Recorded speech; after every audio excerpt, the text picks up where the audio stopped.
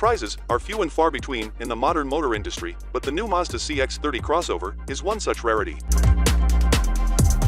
Not because it exists, but rather its name. Size-wise, the CX-30 slots bang in the middle of the CX-3 and CX-5, so logic suggests it should have been badged CX-4, but instead it's called CX-30. That's mainly because a CX-4 already exists in China. And the number 4 sounds like death in native Japan.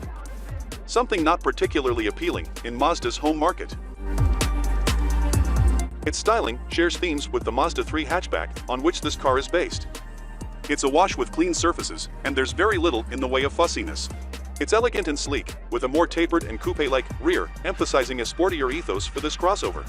And yet, it still offers a useful amount of extra room over the cramped CX-3.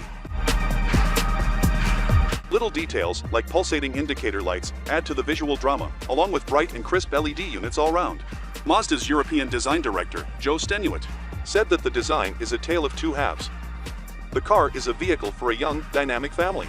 The styling is split, it's sleek at the top, with plastic cladding underneath. The unpainted plastic cladding on the lower extremities of the CX-30's bodywork makes it look sufficiently like a grown-up crossover. Regardless, this competent compact SUV has quite a few direct rivals in part because not many other brands offer smaller SUV coupe, and also because Mazda has premium aspirations. Alternatives range from the traditional-looking SUVs such as the Audi Q3, Seat Ateca and Volkswagen T-Roc, to the lower and more compact Mercedes-Benz GLA and BMW X2. Sharing most of its interior fittings with the impressive Mazda 3 hatchback means that the CX-30 is off to a great start. While it's not the roomiest of crossovers, it creates a sense of space by being uncluttered. It's plush inside, with high-quality materials, a straightforward design, and a super crisp and clear infotainment screen.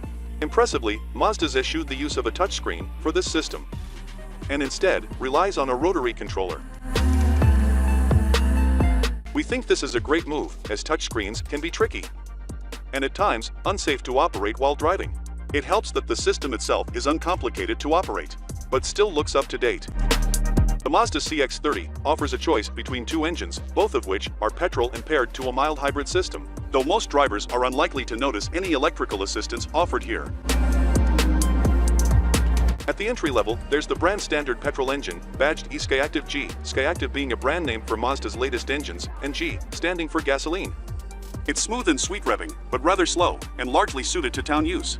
As with most Mazda models, there's an extensive trim-level lineup to pick from that can appear a little overwhelming on first look. The CX-30's trim structure is similar to the Mazda 3 hatches.